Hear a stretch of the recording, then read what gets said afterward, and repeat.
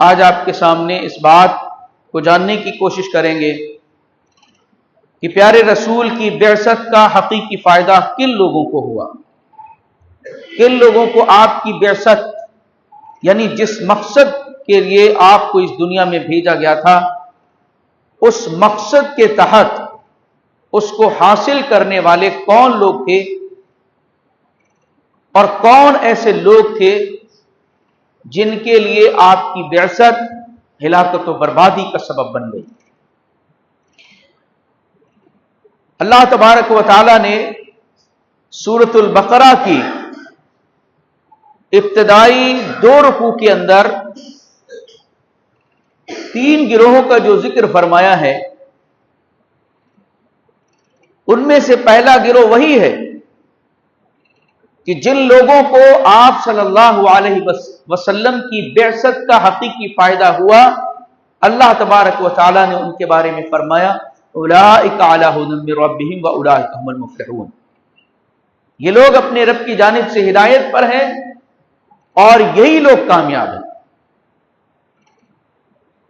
یہ گروہ مومنین کا تھا، مسلمانوں کا تھا، صحابہ کرام کا تھا، پیارے رسول کے ساتھیوں کا تھا، ان لوگوں کا جو آپ کے اوپر ایمان لائے، آپ کی تصدیق کی اور آپ کی اتباع اور پیروی جنہوں نے کی، حقیقی معنی میں آپ کی بعثت کے صحیح طریقے سے حقدار اور اس سے فائدہ اٹھانے والے یہی صحابہ کرام کی جماعت تھی۔ اس کے مقابل میں اللہ تبارک و تعالی نے ایک اور گروہ کا ذکر فرمایا ہے، ان الذین کفروا، جنہوں نے کفر کیا۔ کفر کرنے والے چاہے نبی پاک صلی اللہ علیہ وسلم کے خاندان کے لوگ ہوں، کفر کرنے والے چاہے آپ کے رشتہ دار و عزیز و اقارب ہوں، چاہے کفر کرنے والے آپ کی بستی اور محلے کے ہوں، اور چاہے کفر کے راستے کو اختیار کرنے والا کوئی بھی ہو، جس تک اللہ کے نبی صلی اللہ علیہ وسلم کی بعثت کی خبر پہنچی ہے وہ ناکام و نامراد ہوا اور آپ کی بعثت سے اس کو کوئی فیض نہیں پہنچ سکا، کوئی فائدہ اس نے حاصل نہیں کیا۔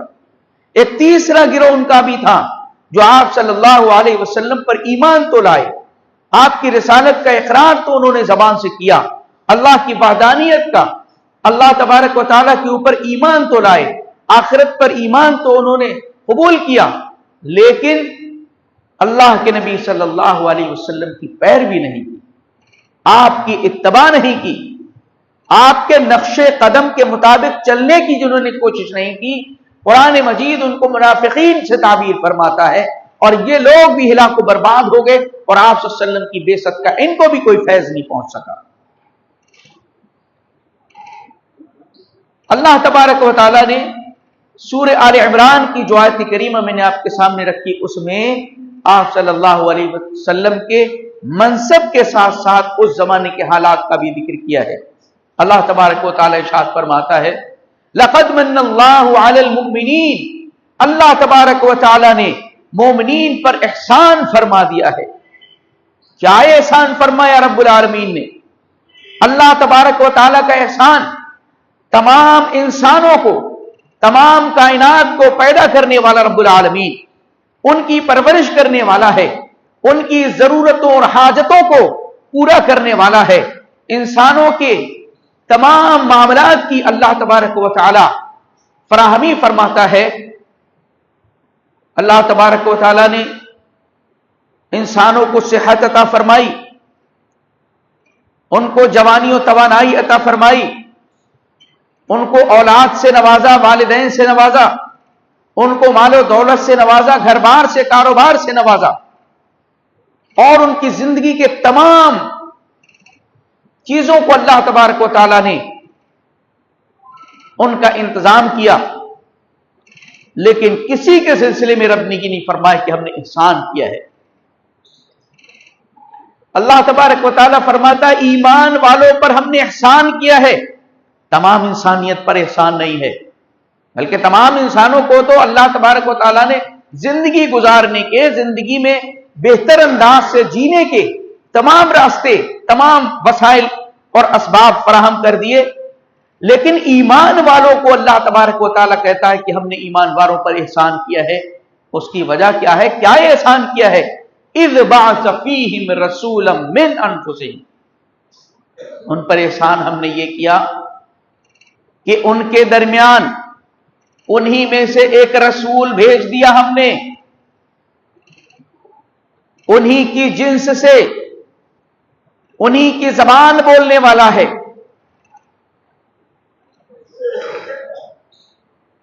یہ ہم نے احسان کیا ہے۔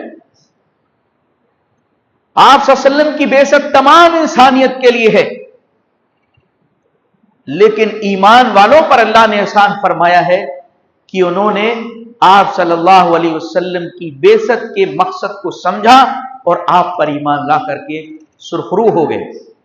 اللہ تبارک و تعالیٰ فرماتا ہے ہم نے مومنین پر احسان کیا، انہی میں سے ایک رسول بھیج کر کے یتلو علیہم آیاتہ، جو اللہ تبارک و تعالیٰ کی آیتیں پڑھ کر کے ان کو سناتا ہے، ویزکیہم، اور ان کو پاک کرتا ہے، ان کے عقائد کو، ان کے اعمال کو، ان کے اخلاق کو پاک کرتا ہے، وَيُعَلِّمُهُمُ الْكِتَابَ وَالْحِكْمَةَ، اور کتاب اور حکمت کی ان کو تعلیم دیتا ہے، وَإِن كَانُوا مِن قَبْلُ لَفِي ضَلَالٍ مُبِينٍ، حالانکہ اس سے پہلے حال یہ تھا کہ کھلی گمراہی میں تھے۔ کون؟ مومنین۔ کون ہے وہ مومن جو آپ کے اوپر ایمان لائے؟ کن لوگوں کے بارے میں قرآن مقدس یہاں پر ایمان والا کہہ رہا ہے؟ یہ صحابہ کرام کی جماعت ہے، وہ لوگ جو آپ کے ہاتھ پر مسلمان ہوئے اور آپ کے ساتھی بنے اور آپ کے مشن کے ساتھ انہوں نے اپنی زندگی کو جینا سیکھ لیا، یہ پیارے رسول پر ایمان لانے والے مومنین تھے۔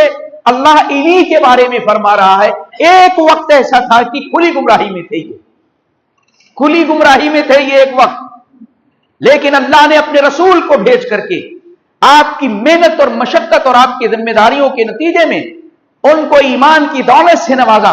حالت یہ ہے کہ اب اللہ کا بہت بڑا احسان ہے ان کے اوپر کہ اللہ تبارک و تعالیٰ نے ان کو کھلی گمراہی سے نکالا، ان کو ضلالت سے نکالا، ان کے راستے جو بھٹکے ہوئے تھے اندھیروں سے نکال کر کے روشنی کی طرف رب العالمین لے کر کے آیا ہے۔ اللہ تبارک و تعالیٰ نے ان پر احسان فرمایا۔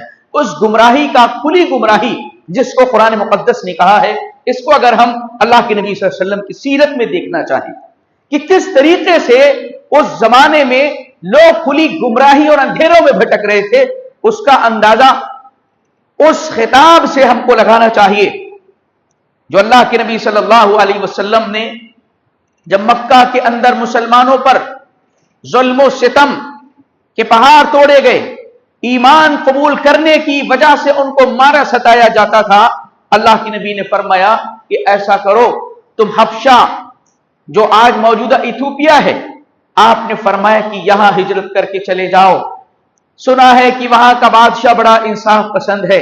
اللہ کے نبی صلی اللہ علیہ وسلم کے کچھ ساتھی ہجرت کر کے حبشہ پہنچ جاتے ہیں، لیکن مشرکین کو جیسے ہی اس کی خبر ملتی ہے، پیچھے سے وہ بھی ان کا پیچھا کرتے کرتے ان کو واپس لانے کی کوشش کرتے ہیں۔ بادشاہ کے دربار میں صحابہ کرام کو پیش کیا گیا اور ان لوگوں کو بھی پیش کیا گیا۔ مشرکین نے یہ کہا کہ آپ کی مملکت میں ہمارے چند بھاگے ہوئے لوگ چلے آئے ہیں جنہوں نے اپنے باپ دادا کی دین سے بغاوت کی ہے، باپ دادا کے دین کو چھوڑ دیا ہے، آپ کی سلطنت میں، آپ کی مملکت میں جنہوں نے پناہ حاصل کی ہے، ہم یہ چاہتے ہیں کہ آپ ہمارے ساتھ ان کو کر دیں۔ بہت سارے تحفے تحائف بھی بادشاہ کو دیے۔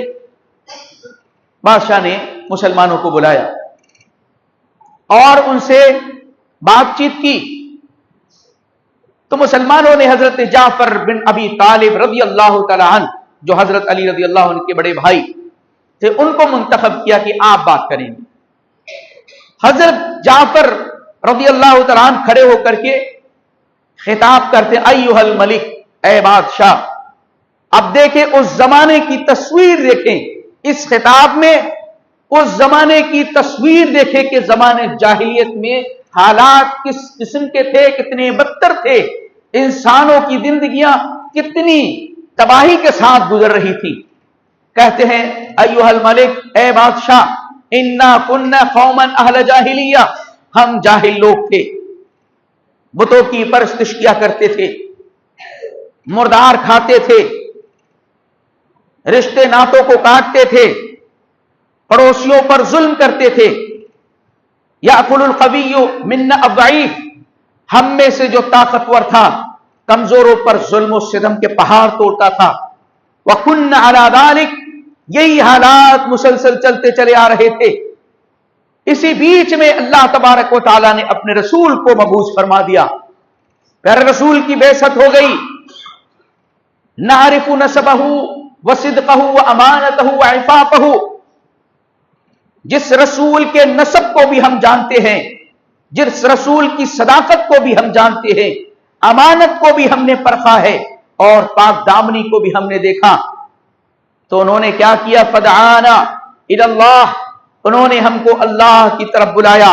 सबसे पहले हमारे रब से जो टूटा हुआ नाता था, रिश्ता था, जिसमें फसाद आ गया था बुत परस्ती की वजह से, शिर्क की वजह से, उस शिर्क के खात्मे के लिए सबसे पहले उन्होंने हमको अल्लाह की तौहीद की तरफ बुलाया। लिनवहिदहु व नअबुदहु, कि हम उसकी वहदानियत का इकरार करें, उसकी इबादत करें। और इसी के साथ साथ उन्होंने हमको नेक कामों का हुक्म दिया, सिला रहमी का हुक्म दिया और हमको सच बोलने का हुक्म दिया। वनहाना अनिल फवाहिश वल मुनकर, बेहयाई के कामों से उन्होंने हमको रोका, झूठ बोलने से रोका, पड़ोसियों पर जुल्म सितम करने से उन्होंने रोका और एक दूसरे के साथ हमदर्दी करने का हुक्म दिया। और इस बात का हमको हुक्म दिया कि अल्लाह नाबुदा इल्लल्लाह वला नुश्रिक बिही शैआ, कि हम खालिस अल्लाह रब्बुल आलमीन की इबादत करें और उसके साथ किसी को शरीक ना करें।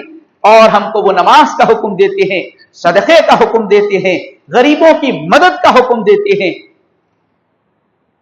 अब हजरत जाफर रज़ियल्लाहु तआला अन्हु कहते हैं, फसद्दक़नाहु व आमन्ना बिही वत्तबअनाहु, ये तीन बातें जो उन्होंने कही हैं, यही तीन बातें अपनी जिंदगी में अगर कोई दाखिल कर ले तो यकीनन प्यारे रसूल की बेइज्जत के हकीकी मकसद को समझ जाएगा और उसको यकीनन क़यामत में फायदा हासिल होने वाला है।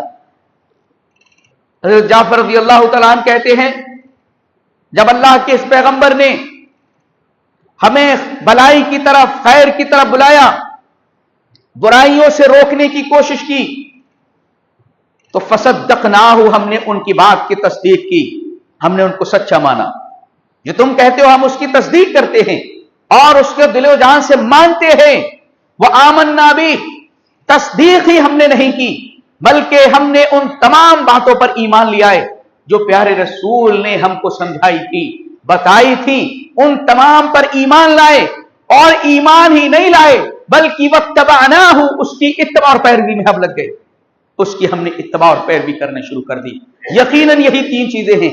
हम अगर अल्लाह के नबी सल्लल्लाहु अलैहि वसल्लम की रिसालत का इकरार करते हैं, आप अल्लाह का पैगंबर मानते हैं, आप अल्लाह का रसूल मानते हैं, तो आपकी तालीमात को, आपकी सीरत को, आपके मिशन को दिल से, उसकी सच्चाई को तस्लीम करें, उस पर ईमान लाएं और ईमान लाने के बाद उसकी पैरवी करना शुरू कर दें, उस पर अमल करें, उसके मुताबिक जीना शुरू कर दें। अल्लाह के नबी सल्लल्लाहु अलैहि वसल्लम के इन साथियों ने कहा, बादशाह से अब कहते हैं कि यही हमारा जुर्म है, इसी वजह से हमारी कौम हम पर जुल्म कर रही है, हमको सता रही है, मार रही है, हमारे ऊपर हर किस्म के सख्तियां कर रही है हमारी कौम, सिर्फ इस वजह से कि हमने एक पैगंबर जो अल्लाह तबारक व तआला ने हमें अंधेरों से निकालने के लिए, हमारी गुमराही को दूर करने के लिए, हमसे हमारी बदबख्तियों को हटाने के लिए जिस रब्बुल आलमीन ने रसूल को भेजा है, उस रसूल को हमने तस्लीम कर लिया है और दिलो जान से उसके पीछे हम लग गए हैं। ये हमारी गलती है। बादशाह ने कहा कि भाई तुम्हारे नबी पर कुछ कलाम नाजिल हुआ, उसको भी पढ़ करके सुनाओ, सूरह मरियम की आयत करीमा पढ़ करके सुनाई। बादशाह रो रहा है ज़ारो कतार, और उस सच्चाई को उसने पहचान लिया जो अल्लाह के नबी सल्लल्लाहु अलैहि वसल्लम देकर के भेजे गए। इस पूरे खिताब के जरिए से हमको यह समझ में आता है कि उस जमाने जाहिलियत के हालात क्या थे, उस दौर में लोगों की जिंदगियां क्या थी। अल्लाह तबारक व तआला ने उसी की तरफ इशारा फरमाया, व इन कानू मिन क़ब्लु लफ़ी ज़लालिम मुबीन, इससे पहले ये ईमान वाले नबी के साथी کھلی گمراہی میں تھے، لیکن اللہ نے اپنے پیغمبر کو بھیج کر کے آپ کی تعلیم کے ذریعے، آپ کی تربیت کے ذریعے، آپ کی حکمت کے ذریعے سے جس طریقے سے آپ نے ان کا تزکیہ کیا، اس کے نتیجے میں یہ اللہ تبارک و تعالیٰ کی اس جنت کے حقیقی حقدار قرار پائے جو اللہ تبارک و تعالیٰ نے ایمان والوں کے لیے تیار کر رکھی ہے۔ اللہ کے نبی صلی اللہ علیہ وسلم کی بعثت کا مقصد یہ بھی تھا یأمرہم بالمعروف کہ آپ بھلائی کا حکم دیتے ہیں، وینہاہم عن المنکر برائی سے روکتے ہیں آپ، ویحل لہم الطیبات پاکیزہ چیزوں کو ان کے لیے حلال قرار دیتے ہیں، ویحرم علیہم الخبائث اور خبیث اور بری بدترین چیزوں کو حرام قرار دیتے ہیں، ویدعو عنہم اسرہم والاغلال التی کانت علیہم اور ان کے اوپر سے جو زمانے جاہلیت کے رسم و رواج کے بوجھ تھے آپ ان کو دور کرتے ہٹاتے ہیں، ان کے پیروں سے بیڑیاں کھول کر کے ان کو آزاد کرتے ہیں۔ پیارے رسول نے یہ کیا، لیکن اس مشن کو جن لوگوں نے سمجھا اور جو آپ کے ساتھی بن گئے، آپ پر ایمان لے آئے، آپ کی اتباع اور پیروی جنہوں نے کی، حقیقی معنی میں آپ کی بعثت کے فائدے کے حقدار وہی لوگ ہوئے، اور وہ صحابہ کرام کی جماعت ہے۔ صحابہ کرام نے اللہ کے نبی صلی اللہ علیہ وسلم کی اتباع کیسے کیا تھا؟ آج بھی وہی حال ہے کہ اللہ کے نبی صلی اللہ علیہ وسلم کی جو پیروی، جس اتباع کی بات قرآن نے کہی ہے، جس اتباع رسول کے مقام کو قرآن نے پیارے رسول نے بیان کیا ہے، آپ صلی اللہ علیہ وسلم کی اتباع، آپ کی سنت، آپ کے طریقے اور آپ کے منہج پر چلنے کے لیے آج بھی مسلمان کتراتا ہے، چلنے کو راضی اور تیار نہیں ہے۔ ایک مثال میں آپ کے سامنے رکھتا ہوں۔ ہمارے یہاں مساجد کے اندر جو سسٹم ہے وہ یہ ہے کہ امام صاحب فرض نماز پڑھاتے ہیں، پڑھانے کے بعد فوراً دعا کے لیے ہاتھ اٹھا لیتے ہیں اور باقی لوگ بھی ہاتھ اٹھاتے ہیں، اور جب تک امام صاحب ہاتھ منہ پر نہ پھیریں تب تک وہ کوئی آزاد نہیں ہوتے، سب بیٹھے رہتے۔ اب اس چیز کو لوگ کیا سمجھتے ہیں؟ بہت بہتر ہے اگر ان کو کہا جائے کہ بھائی اللہ کے نبی صلی اللہ علیہ وسلم کی سیرت میں یہ چیز موجود نہیں ہے، آپ کی حیات طیبہ میں ایسا کوئی بھی مثال، ایک بھی مثال کوئی پیش کر دے کہ اللہ کے نبی صلی اللہ علیہ وسلم نے فرض نماز کے بعد اجتماعی دعا کرائی ہو، صحابہ کرام انتظار میں بیٹھے ہوں کہ آپ ہاتھ پھیرے منہ پر اور ہم یہاں سے جائیں چھوٹے، ایک بھی سنگل مثال موجود نہیں ہے۔ لیکن لوگوں کے دماغ میں ایک بات چلتی ہے کہ بھئی دعا عبادت ہے اور دعا مانگنے میں حرج کیا ہے؟ ارے دعا ہی تو مانگ رہے ہیں، دعا مانگنے میں حرج کیا ہے؟ یہی چیز دیکھنا ہے کہ ہم نے اللہ کے نبی صلی اللہ علیہ وسلم کی سنت اور پیروی اور طریقے کو سمجھا کیا ہے؟ اللہ کے نبی ہمیں یہ دیکھنا ہے کہ سنت رسول کیا ہے اس موقع کی۔ کیا آپ ہاتھ اٹھا کر کے دعا مانگتے تھے، صحابہ کو دعا منگواتے تھے، اجتماعی دعا کراتے تھے، پیچھے صاحب آمین بھی کہتے ہوں گے؟ ایسا کیا ہے؟ لیکن سوچتے ہیں دعا مانگنے میں کوئی حرج نہیں ہے۔ ہم یہ کہتے ہیں کہ اللہ کے نبی کی سنت کیا ہے آپ بتائیں، نبی کا طریقہ کیا ہے؟ ارے نماز پڑھنا آپ ہی نے تو سکھایا ہے، کیا اللہ کے رسول صلی اللہ علیہ وسلم نے فرض نماز کی جماعت نہیں کرائی؟ تمام نمازیں اللہ کے نبی نے سکھائی ہے۔ کیا اللہ کے نبی صلی اللہ علیہ وسلم فرض سلام پھیرنے کے بعد آپ نے کچھ کیا ہے؟ کیا کرتے تھے آپ کا والا عمل تو نہیں کیا ہے۔ یہ دیکھو اتنا لمبا لگا ہوا ہے، فرض نمازوں کے بعد کے اذکار اپنی طرف سے نہیں لکھے ہوئے ہیں، اللہ کے نبی صلی اللہ علیہ وسلم کو پڑھا کرتے تھے، آپ نے تعلیم فرمائی۔ اذکار، مسنون اذکار اللہ کے نبی صلی اللہ علیہ وسلم سے ثابت سنت ہے پڑھنا، لیکن آپ جس دعا کی بات کر رہے ہیں کیا دعا اسی ٹائم کے لیے خاص ہے؟ پھر آپ دعا نہیں مانگ سکتے؟ بات دراصل یہ ہے کہ ہم نے اللہ کے نبی کی اتباع کیسے کی ہے، کیسے ہم اتباع کرتے ہیں؟ اپنی عقل کو ہم نے آگے کر دیا، عقل ہماری یہ کہتی ہے دعا مانگنے میں حرج کیا ہے، سنت یہ کہتی ہے اذکار آپ پڑھیے۔ نبی کے طریقے کو اہمیت صحابہ نے حقیقی معنی میں دی تھی، اس کی مثالیں دیکھیں آپ۔ نبی کے مقام کو اس پوری دنیا میں اگر کوئی سمجھ پائے تو صحابہ کرام نے سمجھا ہے۔ اس کی مثال دیکھیں آپ، ایک شخص حضرت عمر فاروق رضی اللہ تعالیٰ عنہ کی ان کے بیٹے کے یہاں پر آیا، عبداللہ بن عمر رضی اللہ عنہ کے پاس، شام سے آیا ہوا تھا۔ اس نے سوال کیا کہ حج تمتع کے بارے میں آپ کیا کہتے ہیں؟ تو کہا کہ ٹھیک ہے، صحیح ہے، درست ہے، اللہ کے نبی صلی اللہ علیہ وسلم نے کیا ہے۔ تو وہ کہتا ہے پلٹ کر کے کہ تمہارے والد عمر تو اس سے منع کرتے ہیں، ان اباک قد نہا عنہا، تمہارے والد تو اس سے منع کرتے ہیں۔ کہا عبداللہ بن عمر رضی اللہ تعالیٰ عنہ کہتے ہیں، برابر بات سنو، ارأیت ان ابا نہا عنہا وقد صنعها رسول اللہ صلی اللہ علیہ وسلم امر ابی یتبع ام امر رسول اللہ۔ اچھا تم کہتے ہو کہ میرے باپ نے اس کو منع کیا ہے تمتع کرنے سے، حالانکہ اللہ کے نبی صلی اللہ علیہ وسلم نے کیا ہے، کیا میرے باپ کی بات مانو گے یا اللہ کے رسول کی بات مانو گے؟ کس کی بات مانو گے؟ میرے باپ کی بات مانو گے؟ لوگ باپ دادا کا حوالہ دے کر کے گمراہی کو خرید رہے، گمراہیوں کے حوالے کر دیا اپنے آپ کو، اس وجہ سے کہ باپ دادا کرتے تھے۔ عمر فاروق رضی اللہ تعالیٰ عنہ کے سلسلے میں کہتے ہیں، بتاؤ کیا میرے باپ کی اتباع کرو گے اللہ کے رسول کی؟ کہا اللہ کے رسول کی، تو کہا کہ صنع رسول اللہ صلی اللہ علیہ وسلم، اللہ کے نبی نے ایسا کیا ہے، اللہ کے نبی نے کیا ہے۔ حضرت عمر فاروق رضی اللہ تعالیٰ عنہ منع کیوں کرتے تھے؟ ان کی اپنی اجتہادی معاملہ تھا، اس پر ہم کو یہاں نہیں جانا ہے بالکل بھی، جس کو بھی سیکھنا جاننا ہے بعد میں آپ مل سکتے۔ اسی طریقے سے اللہ کے نبی صلی اللہ علیہ وسلم ایک نماز پڑھا رہے ہیں، اسی وقت کی نماز ہے، آپ نے اس میں جوتیاں پہنی ہوئی ہیں، صحابہ کرام بھی جوتیاں پہن کے نماز پڑھ رہے ہیں۔ ہمارے یہاں کیا ہوتا ہے، ہمارے بھی لوگ جوتیاں کچھ پہنتے ہیں اور کچھ اتارتے ہیں، آپ لوگ کو اندازہ ہوگا۔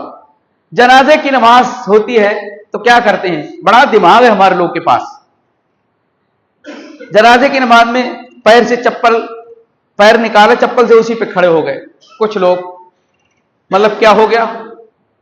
دوسرے یہ کہ چپل ہٹا دیا، وہاں گندگی کیسی ہے، وہ جگہ پاک ہے کیسی ہے، وہ اسی پہ پیر رکھ لیا، اچھا خاصا پیر آپ کا صحیح تھا، درست تھا، اب آپ نے چپل سے ہٹا کے اور اس کو گندا کر لیا۔ سنیں اللہ کے نبی صلی اللہ علیہ وسلم، ارے 5 وقت کی نمازوں کی بات ہو رہی ہے، یہ اللہ کے نبی صلی اللہ علیہ وسلم نماز پڑھا رہے ہیں، جوتیاں پہن کر کے، صحابہ بھی پڑھ رہے ہیں۔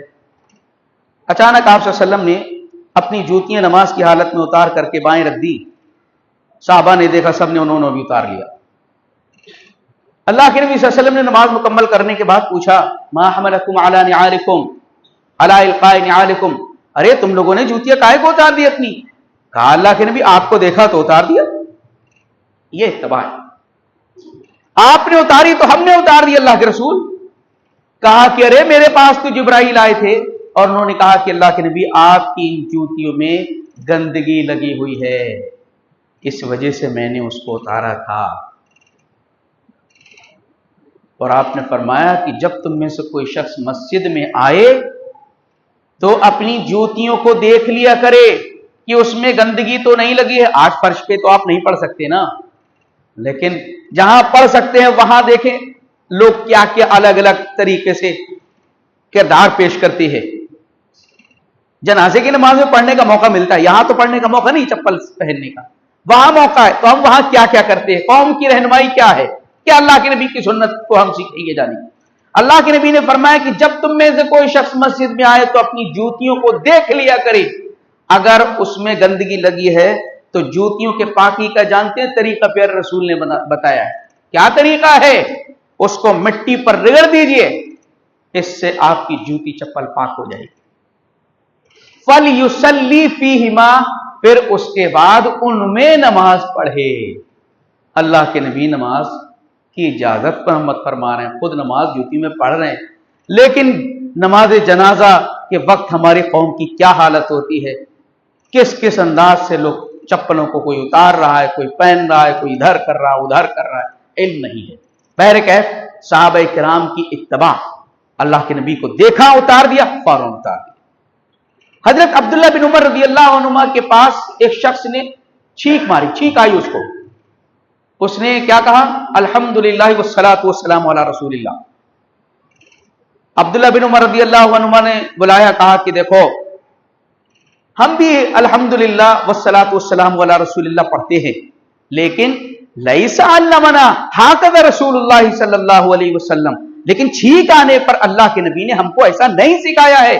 علمنا الحمدللہ علی کل حال، اللہ کے نبی نے ہم کو یہ سکھایا کہ ہم الحمدللہ کہیں، اللہ کل حال کہیں چھینک آنے پر. صحابہ کرام ایک ایک چیز کو دیکھ رہے ہیں، نبی کے طریقے میں ملاوٹ پیدا نہ ہو جائے. آج ہم کو نبی کا طریقہ ہی پسند نہیں. سنت کیا ہے، پیروی کیا ہے نبی کی؟ صحابہ کرام کی زندگیوں سے دیکھیں ہم، صحابہ نے حقیقی معنی میں نبی کی پیروی کر کے دکھائی، اور آپ کی بعثت کا حقیقی فائدہ اٹھانے والے وہی لوگ تھے. ورنہ نبی کی بعثت کا مقصد ہی فوت ہو جاتا ہے جب آپ بڑوں کو، بزرگوں کو، فلاں کو، ڈھکا کو اوپر کر دیں گے اور اللہ کے نبی کی سنت کو ترک کر دیں گے اور دیوار سے مار دیں گے نبی کی سنت کو، تو ایسے کبھی آپ نبی کے بعثت کے مقصد کو نہیں پا سکتے ہیں. قیامت کے دن اللہ تبارک و تعالیٰ نے ان لوگوں کا انجام بیان فرمایا ہے جنہوں نے رسول کے راستے سے روگردانی کی، جنہوں نے رسول کے راستے سے بغاوت کی، جنہوں نے نبی کے طریقے کو چھوڑ کر کے غیروں کے طریقوں کو اپنایا ہے. اللہ فرماتا ہے وَيَوْمَ يَعَضُّ الظَّالِمُ عَلَى يَدَيْهِ يَقُولُ يَا لَيْتَنِي اتَّخَذْتُ مَعَ الرَّسُولِ سَبِيلًا. اور یاد کریں اس وقت جب کہ قیامت کے دن ظالم اپنے ہاتھوں کو کاٹ کر کے چبائے گا اور کہے گا یا لیتنی اتخذت مع الرسول سبیلا، کاش کہ میں نے رسول کی راستے کی پیروی کر لی. جہنم کی وعید ان کو سنائی جائے گی تو کہے گا یا لیتنا اطعنا اللہ واطعنا الرسول، کاش کہ میں نے اللہ کی اطاعت کی ہوتی، کاش کہ رسول اللہ کی اطاعت کی ہوتی تو آج مجھے جہنم کے اندر نہیں پھینکا جاتا.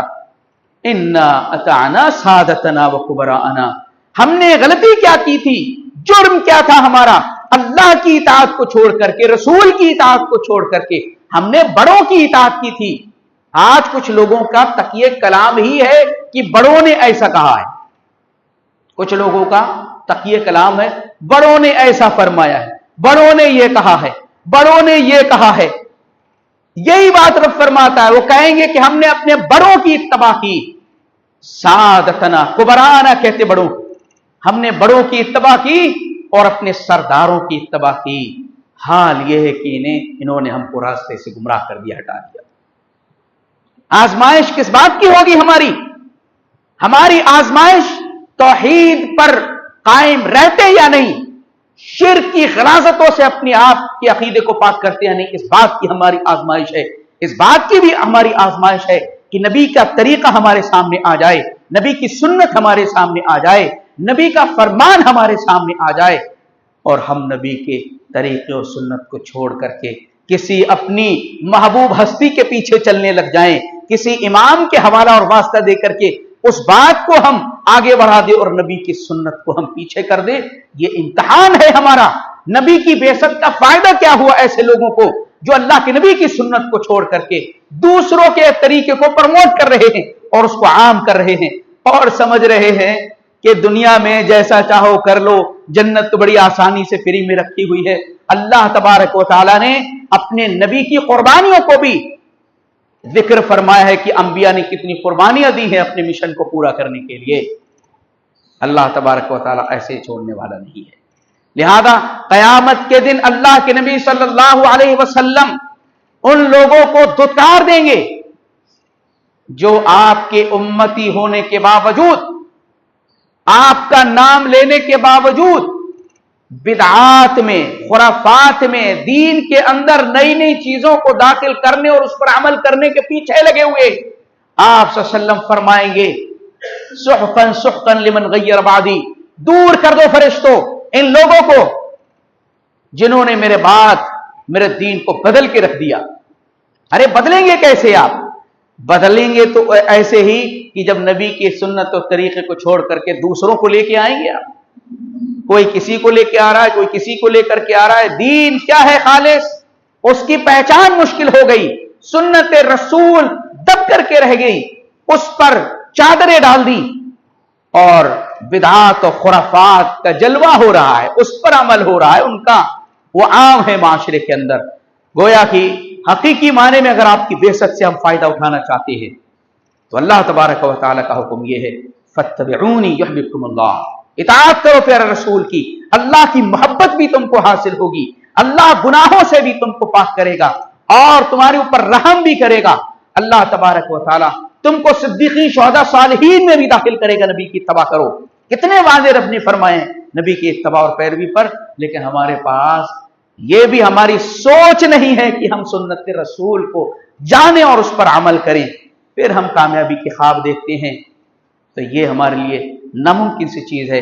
لہذا اس بات کو ہم کو جان لینا چاہیے کہ اللہ کے نبی کی بعثت یا کسی بھی رسول کی بعثت کسی بھی قوم کے اندر اسی مقصد سے ہوتی ہے کہ اس قوم کے لوگ اس نبی کی تصدیق کریں، اس پر ایمان لائیں، اس پر نازل کردہ تمام چیزوں پر یقین کریں اور اس رسول کی اتباع کریں۔